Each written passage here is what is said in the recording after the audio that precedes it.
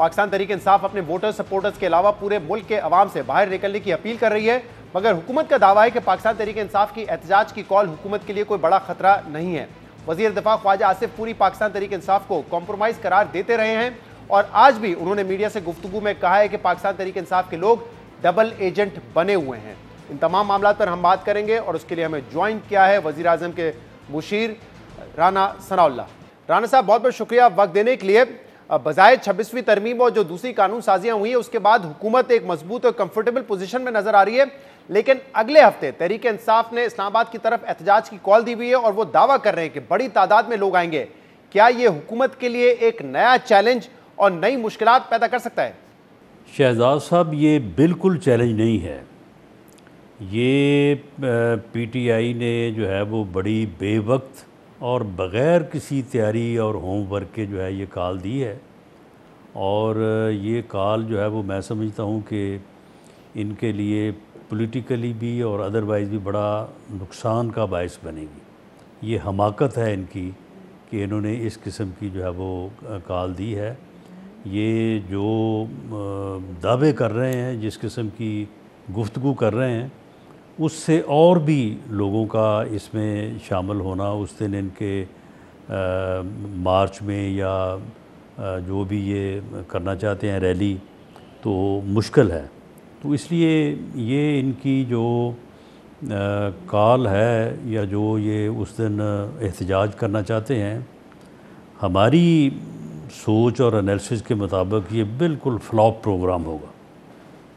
राना साहब, इमरान खान साहब ने उस दिन कहा है अपने लोगों से जैसे 8 फरवरी को लोग निकले उसी तरीके से लोग निकलेंगे, और ये पहली मर्तबा है कि इमरान खान के जो पैगामात हैं वो बुशरा बीबी पार्टी तक पहुंचा रही हैं। और उन्होंने कहा है कि हर एमएनए टिकट होल्डर 10,000 लोग लेकर आएगा, एमपीए सूबाई असेंबली का टिकट होल्डर 5,000 लोग लेकर आएगा।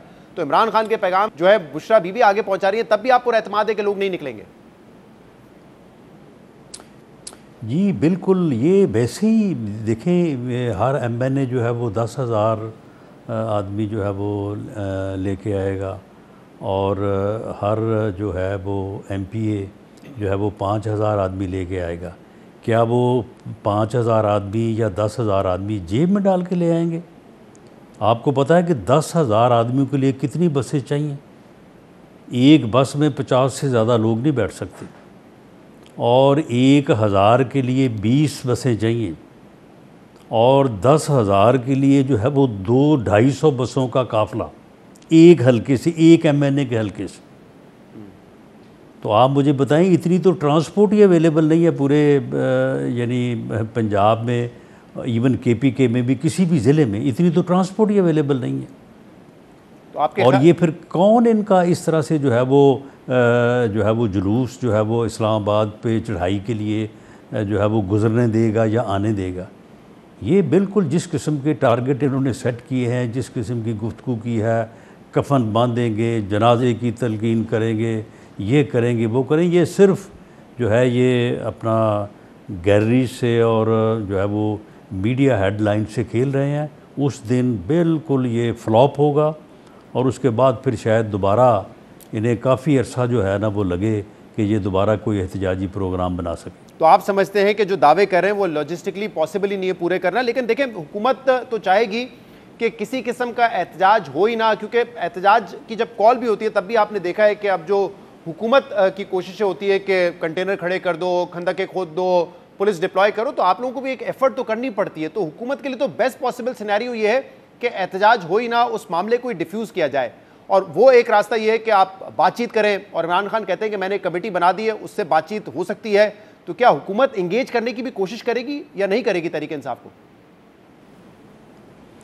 नहीं, देखें, एक तो इंगेज करने की कोशिश जो है वो एडमिनिस्ट्रेशन की होती है। एडमिनिस्ट्रेशन जो है वो जब भी कभी किसी भी शहर या किसी जो है वो डिस्ट्रिक्ट में कोई एहतजाजी प्रोग्राम हो, कोई जलसा हो, कोई रैली हो, तो जो लोकल एडमिनिस्ट्रेशन होती है वो हमेशा पार्टी से जो भी प्रोग्राम करने जा रही है उससे रब्ता करती है कि भी आप कहाँ से आएंगे, कहाँ बैठेंगे, क्या रूट होगा, ये सारी चीज़ें। एक तो होती है वो एंगेजमेंट, दूसरा है कि पॉलिटिकल एंगेजमेंट, पॉलिटिकल डायलॉग जिसे आप सही लफ्ज़ अगर मैं यूज़ करूँ तो political dialogue.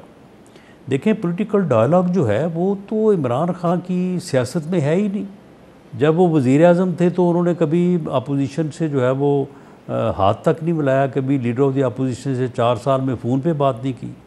The then leader of the opposition और रिकॉर्ड है कि उन्होंने on the floor of the house ये कहा कि हम आपके साथ बैठने को तैयार हैं, आपके साथ बात करने को तैयार हैं, आएँ बैठें, डायलॉग करें मुल्क की बेहतरी के लिए, कौम की बेहतरी के लिए। तो उन्होंने कहा कि जी मैंने तो आपको छोड़ना नहीं है, मैं तो आपको जेलों में डालूंगा। लेकिन और फिर वही कुछ एक उन्होंने रीसेंट किया। एग्जांपल हमारे सामने मौजूद है ना, वज़ीर आज़म ने बतौर वज़ीर आज़म जो on the floor of the house, आज से कोई 4 हफ्ते कबल on the floor of the house इनको कहा है कि आएँ बैठें, डायलॉग करें, बात करें। तो आगे से जो जवाब है वो आपके इल्म में। लेकिन राणा साहब एक रीसेंट एग्जांपल मौजूद है, जब पार्लियामेंट से पाकिस्तान तहरीक इंसाफ के लोगों को गिरफ्तार किया गया तो कौमी असम्बली के स्पीकर अयाज सादिक साहब ने कहा एक कमेटी बनाते हैं जो साथ बैठेंगे, और उस कमेटी में पीटीआई भी बैठी, दीगर जमातें भी बैठी। वहाँ पे 26वीं आईनी तरमीम पर भी बात हुई और एक मैकेनिज्म के हवाले से भी बात हुई कि इस तरह की कार्रवाई आइंदा ना हो, उसको कैसे रोका जाए। तो यानी कि एक रीसेंट पास में एग्जाम्पल तो मौजूद है कि आप लोग एक फोरम पे बैठे हैं और बातचीत की है, तो वो फोरम दोबारा इस मामले पर क्यों नहीं बनाया जा सकता? और सियासी फोरम की मैं बात कर रहा हूँ। नहीं, उस फोरम में वो बैठे हैं, बैठ के उन्होंने बात किया और उनकी बैठना मजबूरी मौलाना फजलुर रहमान साहब बने। वो ये चाहते थे कि ये मुज़ाकरात जो हैं ये नाकाम होंगे और मौलाना फजलुर रहमान की हमायत जो है वो एहतजाज के लिए और फसाद के लिए, फितना फैलाने के लिए हमें जो है वो हासिल हो जाएगी। जैसे ही इन्होंने देखा कि वहाँ पे कोई इत्तफाक़ राय पैदा हो रहा है, ये वहाँ से भाग गए। नहीं, लेकिन क्या यानी उनका तो आप किसी जगह पे कोई मामला फहमी का कोई इरादा ही नहीं है। आप क्योंकि इतने कॉन्फिडेंट हैं, ख्वाजा साहब कहते हैं एक हाइब्रिड गवर्नमेंट है और शायद ये आपको मजीद एतमाद देता है, तो इसलिए आप बातचीत नहीं करना चाहते, वरना एक संजीदा कोशिश तो की जा सकती है ना हुकूमत की तरफ से इस मामले को डिफ्यूज़ करने के लिए। नहीं, देखें, हाइब्रिड गवर्नमेंट जो है, अगर इस वक्त जो मुल्क की सूरत हाल है, जो मुआशी बदहाली इन्होंने मुल्क को जो डिफ़ॉल्ट के किनारे पे पहुंचा दिया था, तो अगर उसमें गवर्नमेंट और इस्टेब्लिशमेंट अगर ऑन वन पेज हैं तो इसमें बुराई क्या है? अगर इस वक्त गवर्नमेंट और इस्टेब्लिशमेंट वन पेज पे ना हो तो ये जो बेहतर जो है वो बेहतरी होती नज़र आ रही है, ये ना हो सके और मुल्क जो है वो मुआशी बहरान से बाहर ना निकल सके। तो क्या हम ये चाहते हैं कि मुल्क इसी तरह से मुआशी बहरान का शिकार रहे, इसी तरह से बदहाली रहे, इसी तरह से बेरोज़गारी बढ़े, इसी तरह से जो है वो रुपए की कीमत भी कम हो और हमारी जो है वो मौशत जो है वो दिगरगू सूरत हाल से दो चार। राणा साहब, फ़र्क सिर्फ इतना है तो कि जो आप कह रहे हैं कि जो माशी, तो इसमें इन लोगों ने मुल्क को माशी बदहाली की तरफ पहुंचा दिया था, तो सिर्फ इन लोगों ने नहीं, वो भी एक हाइब्रिड सेटअप ही था। इमरान खान तस्लीम नहीं करते थे, लेकिन वो भी बहरहाल एक हाइब्रिड सेटअप ही था। नहीं, वो हाइब्रिड सेटअप में तो फिर इन्होंने क्यों नहीं जो है वो उसमें, यानी वो तवाबन जो था इस्टेब्लिशमेंट का, वो अपोजिशन को कुचलने के लिए, अपोजिशन को के ख़िलाफ़ झूठे मुकदमे बनाने के लिए, अपोजिशन को सज़ा देने के लिए, ख़त्म करने के लिए ये इस्तेमाल कर रहे थे। ये मुल्क की बेहतरी के लिए तो इस्तेमाल ही नहीं कर रहे थे। अगर ये उस वक्त भी इस्तेमाल करते तो शायद बेहतरी आ जाती, लेकिन ये तो उनको कहते थे कि नहीं मेरा साथ दें, मैं अपोजिशन को ख़त्म करना चाहता हूँ।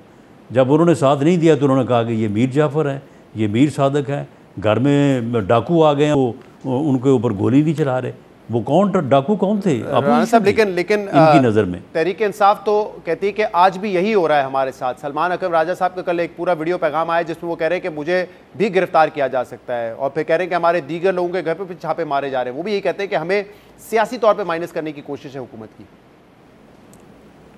नहीं, सियासी तौर पे इनको कैसे माइनस करने की कोशिश हो रही है? मामला ये है कि सर से कफन तो ये बांध रहे हैं, हमलावर तो ये हो रहे हैं। तो अब अगर एक आदमी जो है वो सर से कफन बांधे और ये कहे कि मैंने घर वालों को कह दिया कि मेरा जनाजा पढ़ दिया, इट मीन्स कि वो या मरने आ रहा है या मारने आ रहा है, तो फिर क्या उसको गिरफ़्तार ना किया जाए या क्या उसको रोका ना जाए? ये काम जो कर रहे हैं ये अच्छे भले समझदार लोग जो हैं वो पागलपन का शिकार हुए हैं, तो उसके बाद फिर ये इस किस्म का ये एतराज़ या इनको इस किस्म की फिर बात किस तरह से जो है वो ज़ेब देती है?